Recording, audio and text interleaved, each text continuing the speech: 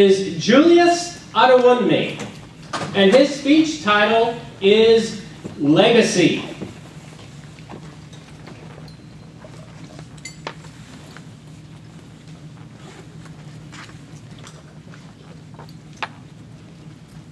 Legacy, Julius Adewunmi.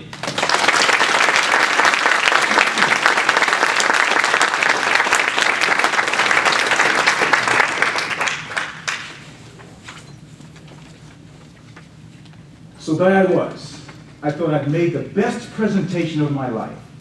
And my client turned to me and said, Julius, when my father passed away, he left me nothing.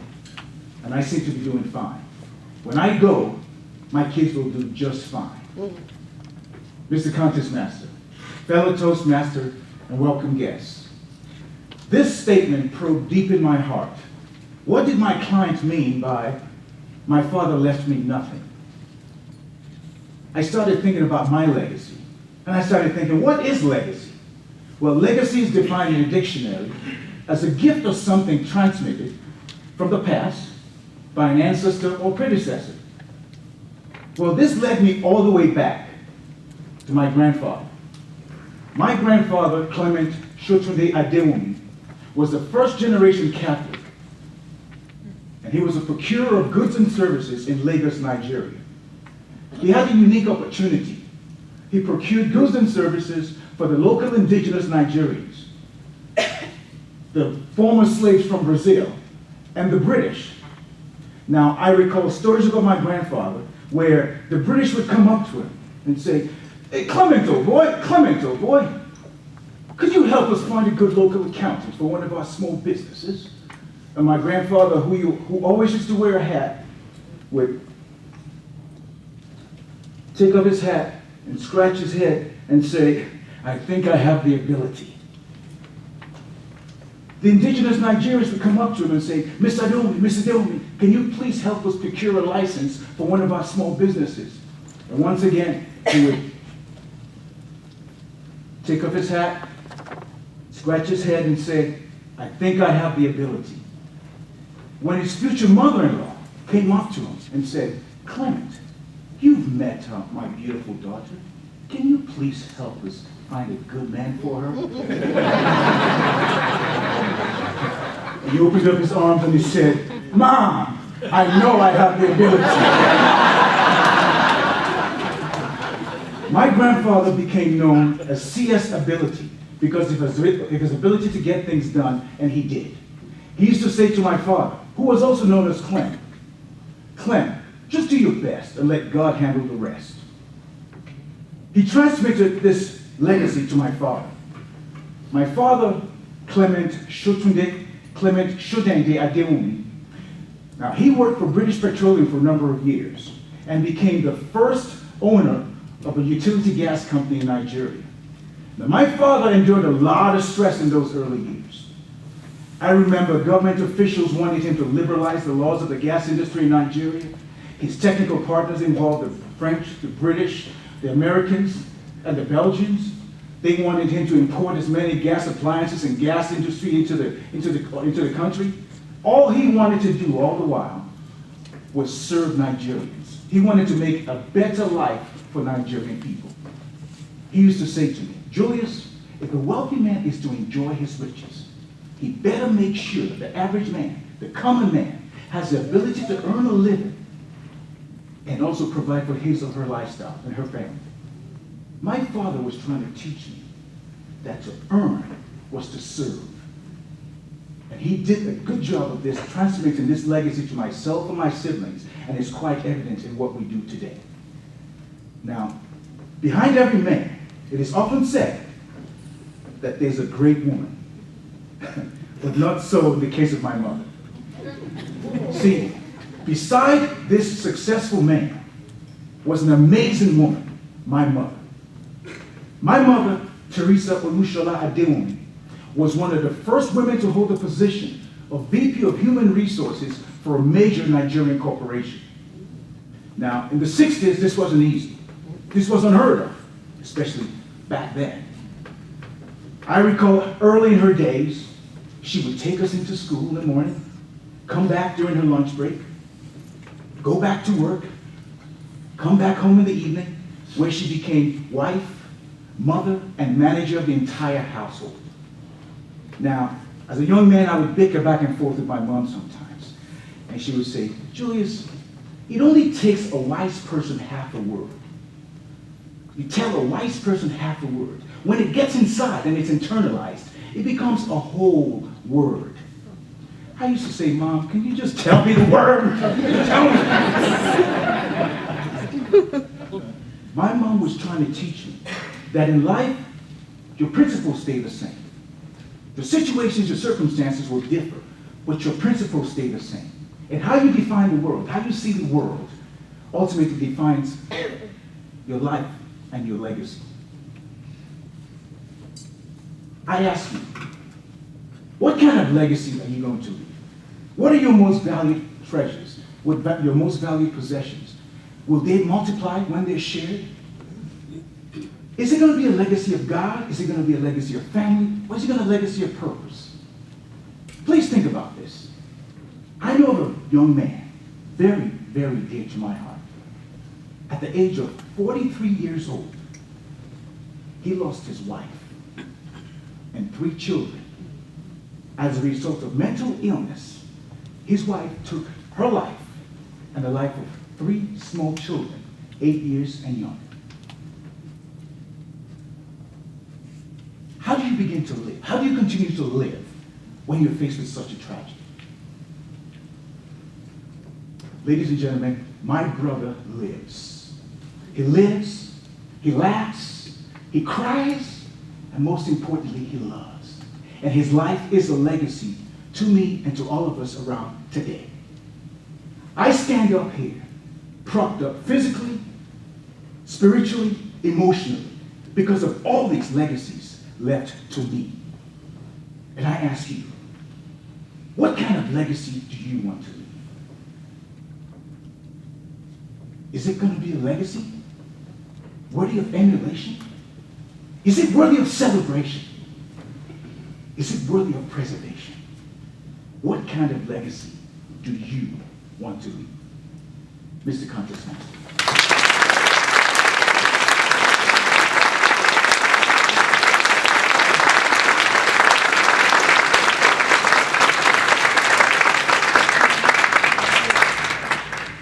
Our second contestant is Raimundo Marcello, and his speech title is Opportune IT. Opportune IT. Raimundo Marcello.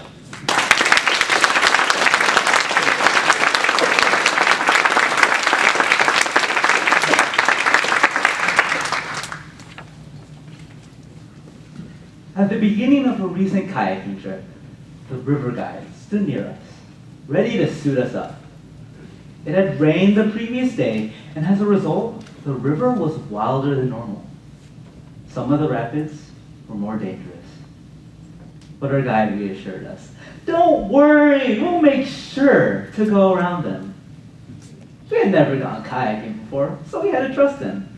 He helped us put on our life jacket, then our helmet, gave us a paddle, and then he went through the basics: how to sit in the kayak, how to paddle, what to do if we fell in the rapids. I found his most important advice was to keep the tip of our kayak in front of us at all times. And then we were off down the river. We cruised through the simple beginning rapids. We were all having a great time. Suddenly, the guide calls out to us, "Watch out! Bad rapids ahead!" Okay, and so, being the cautious person I am, I paddled on carefully. Soon the dangerous rapids appeared in front of us, but thinking that those weren't the ones he was talking about, I went straight for them. I found a gap between 2 rocks and paddled through. Opportunity knocked, and I answered.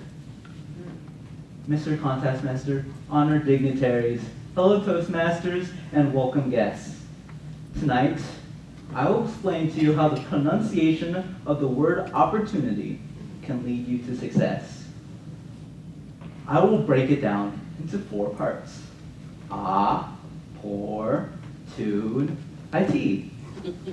By sounding it out, opportunity tells us that it's a journey. You might be saying, but Raimundo, you just said a bunch of random syllables. And I would reply, that's the beginning of opportunity. Remember, when opportunity knocks, that's the beginning of your journey. I hope you're thinking now, I'm beginning to understand. When I saw that opening between those rocks, my first thought was, an opening. The guy's thought was probably, what's he doing? And my brother was probably thinking, he's going to be flung into the water. Notice that here at the beginning of the opportunity were varied reactions containing awe. And as I paddled between those two rocks, the mouth of opportunity yawned open, into which I was swallowed. According to the guy's perspective, my head disappeared from view.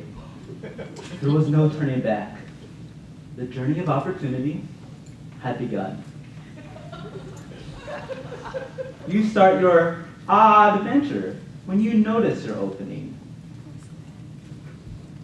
After affirming our new opportunity, a lot of responsibility is poured on us. As a result of our choice, there's an outpouring of problems and a myriad of solutions. Therefore, we must pour our mind and body into this newfound situation. When I accepted going into those rapids, the river pouring around me, I had to pour myself wholeheartedly into the situation, or risk being thrown overboard. Now, this syllable is important, because without this step, opportunity would cease being a journey. If is the initial realization of your opportunity, a lack of pour would end your journey at that thought, or quickly demoralize you. It would be as if, after passing between the two rocks, I froze with fear, and then quickly capsized. You must completely pour yourself into your new work. But stopping at pour would be dangerous. The flood of information could overwhelm us. That's why we must tune ourselves toward our goal. Find what motivates us, what keeps our tip pointed towards our final destination. As the river poured around me, the waves tried to push the tip of my kayak to the side. I had to constantly adjust with the paddle, back and forth, keep the tip forward, pointed toward my way out. To fail would mean I would be engulfed by the rapids around me. You must be attuned toward your goal. And after the pour, tune, we end with the final it.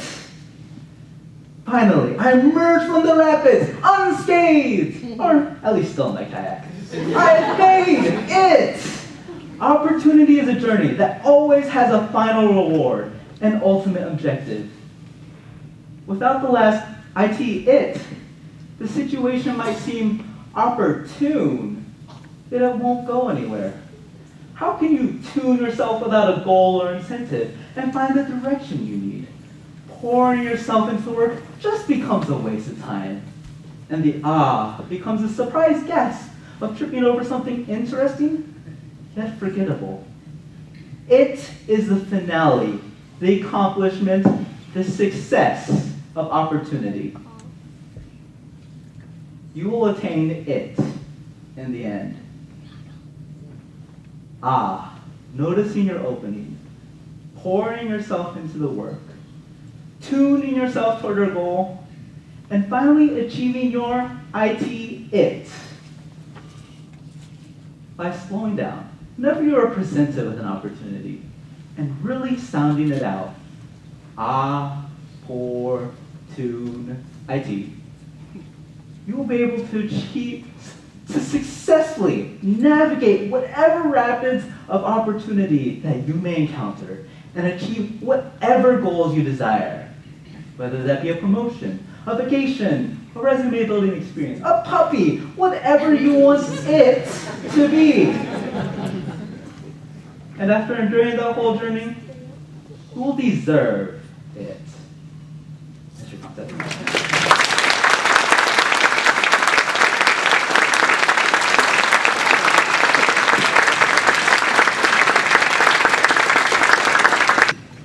Our third contestant for this evening is Quetta Anderson, and her speech title is Motivate Your Mission. Motivate Your Mission, Quetta Anderson.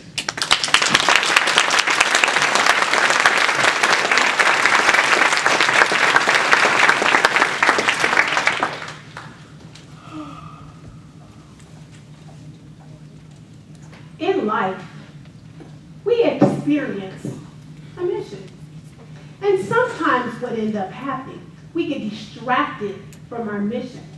How many of you in life have decided, I have some things that I do want to do, but I tend to get distracted? By a show of hands, how many of you sometimes crave White Castle? I know somebody. That's right. By a show of hands, how many of you crave chocolate? All right. By a show of hands, how many of you crave coffee? Good number. How about Pepsi? Well, how many of you crave a salad? So what happened? Did I lose you? Contest master, fellow Toastmasters, and guests, welcome. By the end of my speech, you will all understand how it is to continue to motivate your mission. Guess how we're going to do that? Through my grandmother's garden. Let me tell you something. My grandmother probably never ever thought that the vegetables that she planted would land me on this stage today. Can I ask all of you to close your eyes just for one moment? We're going to go to Mary's garden. Are we going to close our eyes? All right.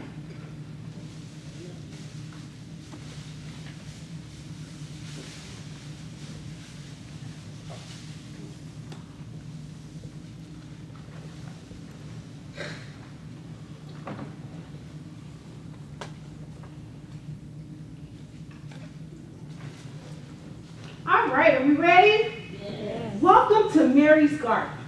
When I was a little girl, my grandmother would be outside in her garden. I really thought she was playing the drum.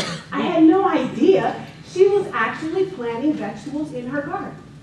So I watched my grandmother plant some things. She planted some squash.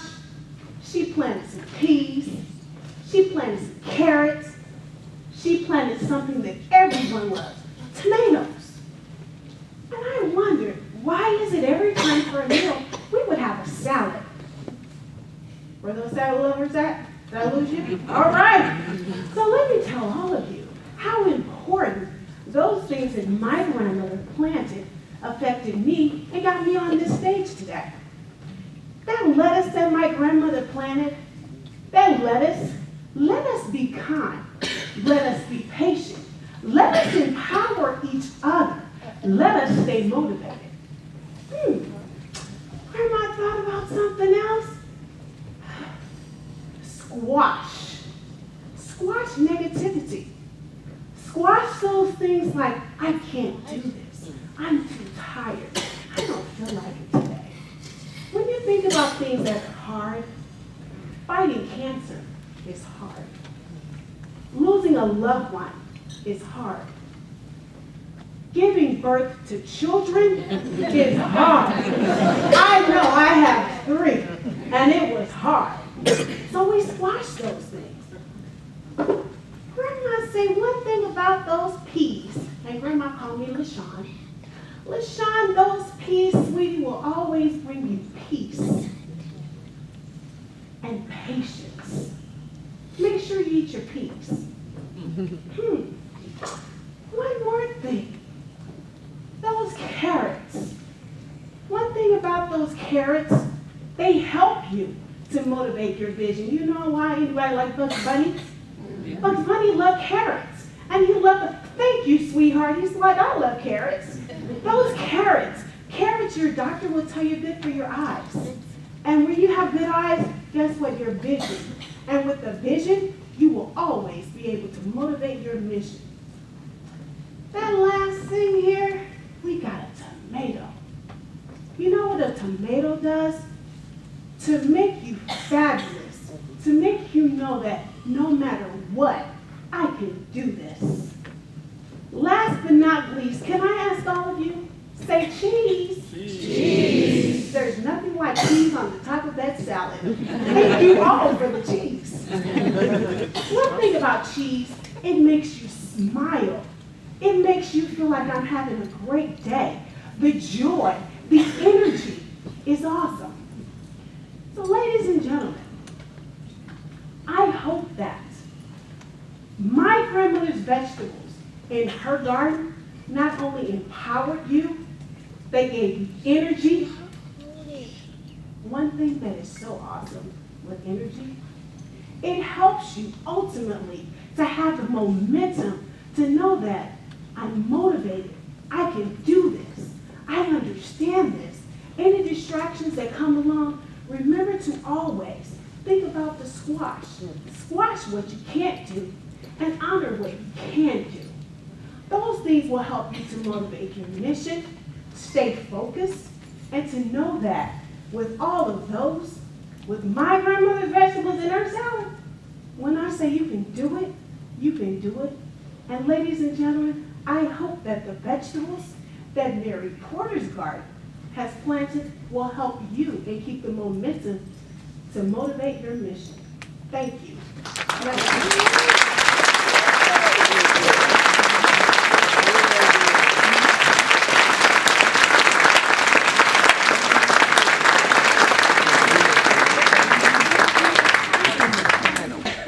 Our fourth contestant for tonight is Tuwana Watson, and her speech title is The Strikes of Life. The Strikes of Life, Tuwana Watson.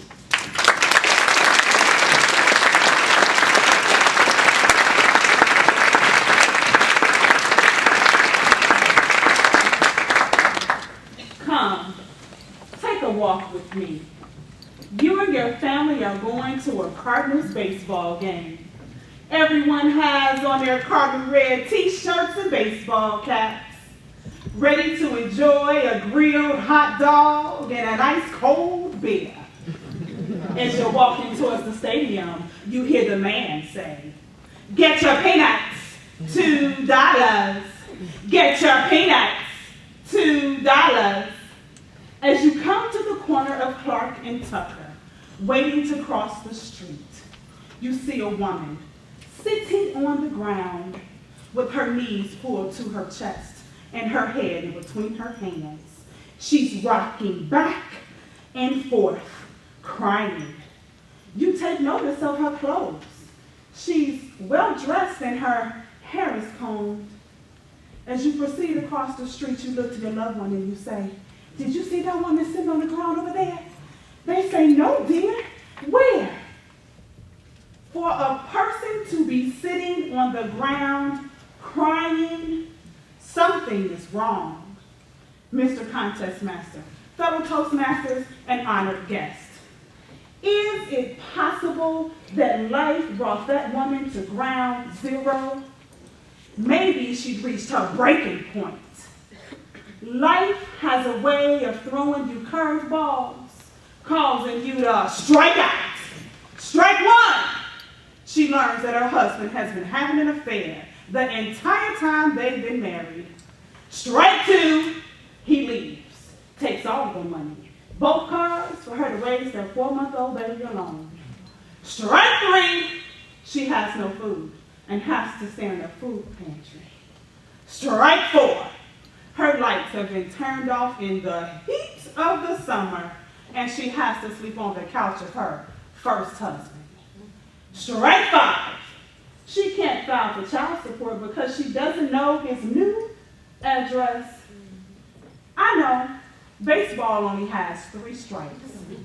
How does the song go? For it's 1, 2, 3 strikes, you're out at the old ball game. As we all know, life plays by its own set of rules. How would you handle those setbacks of life? Those major life events can cause the darkness of depression to take residence in any person's mind, leaving them feeling hopeless. Depression is a serious medical illness. It affects a person's everyday life. Getting out of bed is a huge step. Taking care of household responsibilities, that's unlikely. You see, the woman on the corner of Clark and Tucker was me. In June of 2012, my friend found me on the corner. Life had brought me to ground zero. I had reached my breaking point. I was at the corner of broken and desperation. I was admitted to the hospital and diagnosed with depression. Before the doctor gave me my diagnosis, he looked at me and he said in such a tender tone, "Ma'am, you've been through a great deal. You're mentally tired and you need some rest. We're giving you a room in the back all by yourself." I looked up at him and I said, "Thank you. I would much rather be getting some rest at the West End." We both laughed and he said, "Ma'am, you will recover. You still have a sense of humor." I've often pondered that statement. You will recover. He made that statement as if not all people can recover from depression. Recovery from depression is probable. I'm an example of that. Oh, but don't get me wrong, it was not easy. Being a single mom of 2 children under the age of 5, baby, my visit to the psychiatric ward was a break. I was able to read the O magazine uninterrupted. I did not have to cook and I had some of the best sleep. The last time I checked, we called that a vacation. I took medication and it shined just an ounce of light on my situation, allowing me to function in my dysfunction. I was able to awake every morning on time, get the children to school, and work a full day without crying. After about 6 months on medication and tending to my weekly psychiatrist visits, I asked my doctor, "How do I get this dark cloud from over my head?" He looked at me and said in such a fatherly tone, "Tuwana, if you can change your mind, you can change your life." I left confused. Huh? If you can change your mind, you can change your life? If you can change your mind, you can change your life? If you can change your mind, you can change your life. I got it. I have a choice. I decided to put on my big girl combat boots, burst all the balloons from my pity party, and change my mind. Yes, you heard me right. I said big girl combat boots, because baby, it was a tug of war trying to erase my mind of those negative thoughts. You all know those negative thoughts. I'm too fat. I can't do this. I'm afraid. I decided to create positive affirmations that spoke the opposite of my inner negative chatter. So I said to myself every morning and every night in the mirror, "I am beautifully and wonderfully made despite the size of my waistline. I can do all things through Christ that strengthens me. I am fearless." I also decided that it was time for me to accept my past, face my fears, and embrace my journey, because there is so much more in store for me. So as I walk from the dugout to home plate with bat in hand, life throws me a curveball. I swing. Home run! As I'm running the bases, I'm saying to myself, I am determined. I am destined to succeed. I am never defeated. I am a winner. Mr. Consul.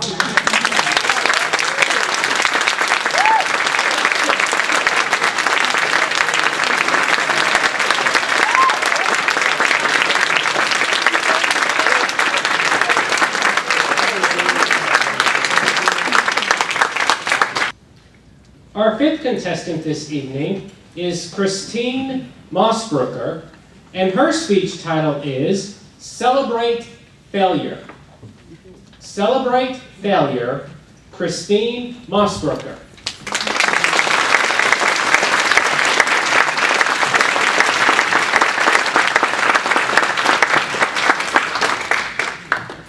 Celebrate failure.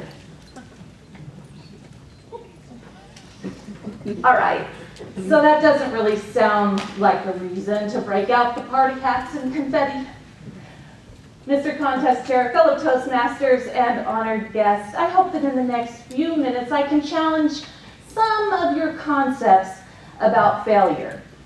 And while I won't expect you to run right out and get a cake with colorful icing that says, "Way to miss the mark," next time you fail, I do hope that you'll be able to take a step back and appreciate the special gifts that failure gives us. Failure provides three distinct opportunities. First is our opportunity to find our true path. Second is the opportunity to grow. And third is the opportunity to exercise accountability. How does failure help us find the right path? Several years ago, my daughter's school enacted a no one fails philosophy. I remember thinking at the time, where in the world is that reality? This philosophy was applied to absolutely every avenue of extracurricular activities. Any child who tried out for any sport was automatically on the team. Well, they were on the team. That does not mean that they got to play. They got to warm the bench. Every minute those children sat on that bench devalued their time and prohibited them the opportunity to find their true path. Let me explain. My freshman year of high school, I walked into that new school and the basketball coach was so excited because the new girl was the tallest girl in school.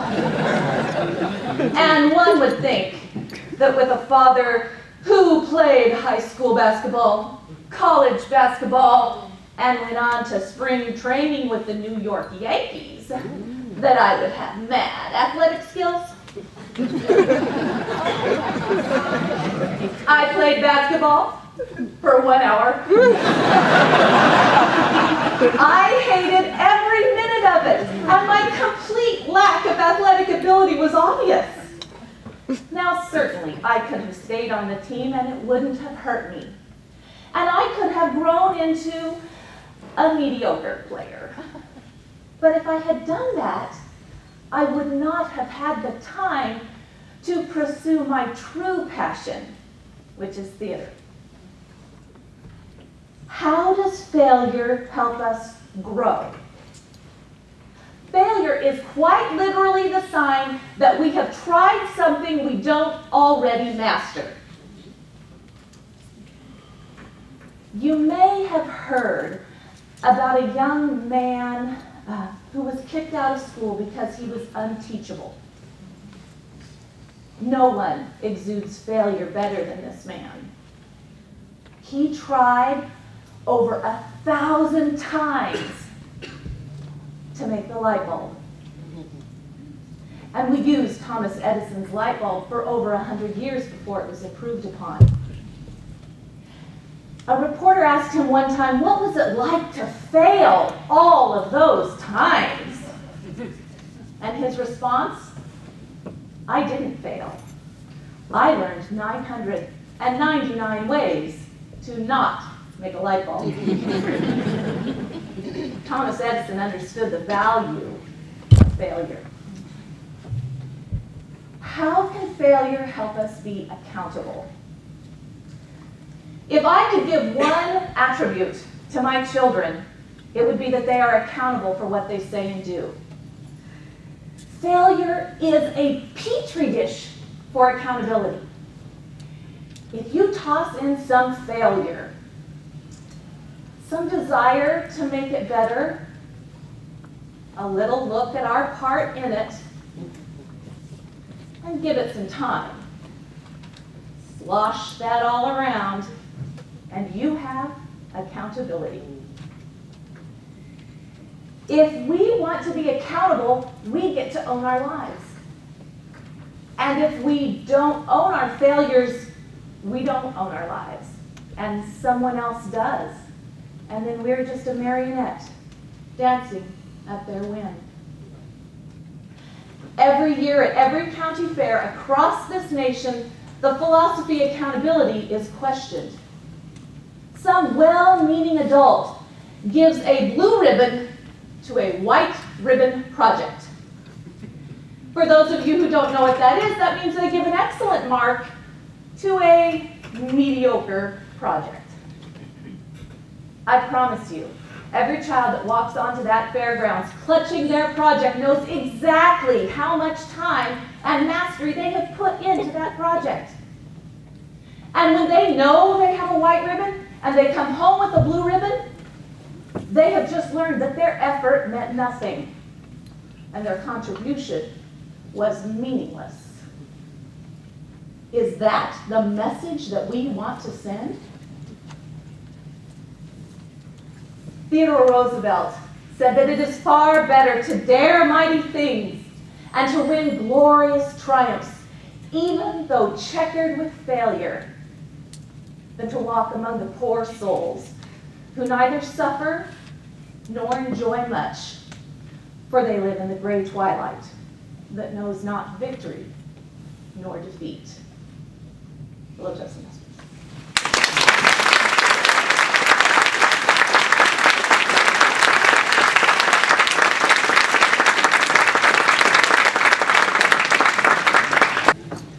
Tonight in our international speech contest, we have 5 contestants, and the 3rd place winner is Julius Adewunmi.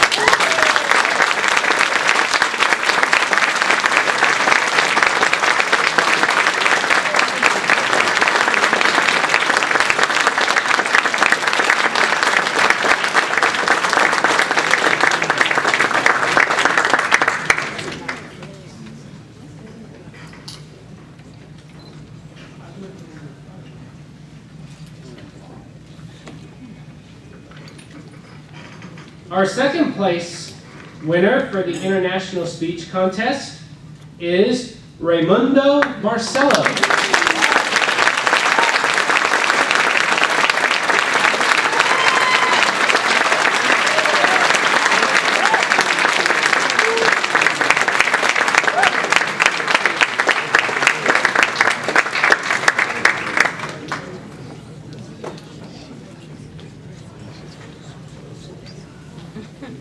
And our 1st place recipient in the District 8 International Speech Contest is Tuwana Watson.